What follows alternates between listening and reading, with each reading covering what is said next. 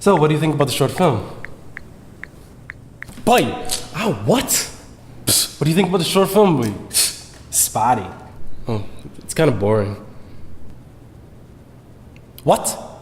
I mean, your character's been standing up for like 2 minutes straight washing dishes. Like, that's not interesting at all. He's reflecting on past grievances. It's pretty boring reflecting, I'll be honest with you. Oh, wow, that looks really cool.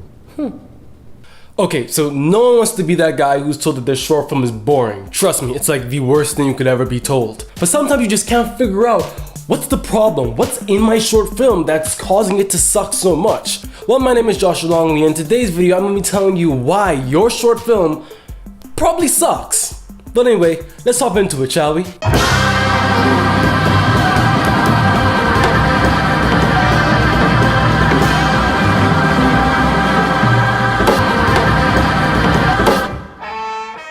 Okay, so the first problem that you have is that there's nothing going on. Okay, call it dead space, call it telling no showing, call it whatever you want. Regardless of the fact, the problem is that there's just nothing happening in your short film. Whether it's just characters walking around aimlessly, or characters just looking at the sky for like a little while. Or one of the worst contenders is useless close-ups of characters moving or opening something up just to reveal your camera skills or your desire to fulfill your camera porn or whatever, something like that. Okay, the next reason is that your opening is too slow and uninteresting. It has become a common cliche among the filmmaking community that a lot of amateur filmmakers love to start their short films off with getting out of bed. And although this is not the worst way to start a short film, it's still one of the bad ones. Guys, look here. You finally got somebody to take the time out of their day to watch your short film.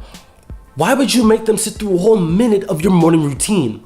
Think about that. Next tip is that your music is just out of place. Whether it be that your music is just too overdramatic or it's just downright weird, it just doesn't fit. Trust me guys, music is a very powerful tool that can actually elevate your film and can bring it on a whole nother level.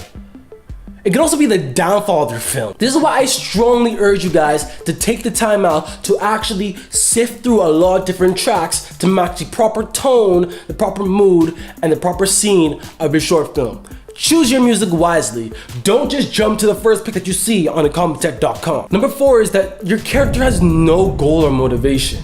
Now this actually ties into our first point, but essentially, if it just feels like your character is being pushed by the plot and actually has no real desire of where he or she wants to go, then your character has no goal or motivation. This then leads to nothing happening in the film because your character has nothing to do. Give your character a goal, a drive, a motive. You can make it as primal and simple as you want, or you can make it as complex as you want, guys. Simply give your character a reason to be in your short film. That is gonna lead the character to wanna obtain that goal, which means that he's gonna do something about it, which means something is gonna happen in your short film, which kind of just kills 2 birds with 1 stone.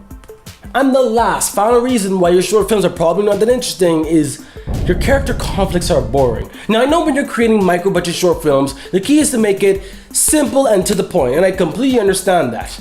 But it doesn't mean it has to be boring. An easy way to implement a little bit of interest into your short film is by adding what I call layered character conflict. Now no, this doesn't mean that your character has to be some kind of superhero mutated ex-government agent that has some type of mommy issues. Essentially what this means is that for your plot, whatever your plot is, you create the absolute worst character to solve this problem. A great example of this is in the movie Liar Liar, when Jim Carrey all of a sudden one day can't lie. And it doesn't help that he's a lawyer, a profession known for skewing the truth. Obviously the writers wrote it this way to add a lot more interest in his character conflict, as now he cannot lie when he's in a profession that is known for lying. Layered character conflict could really make your short films or your characters a lot more interesting, because not only does your character have to get over their hurdle of the problem, they also now have to get over the hurdle of their huge disadvantage towards the problem, thus making multi-layered conflict. And as we know in films, anything with more depth is automatically more interesting. No.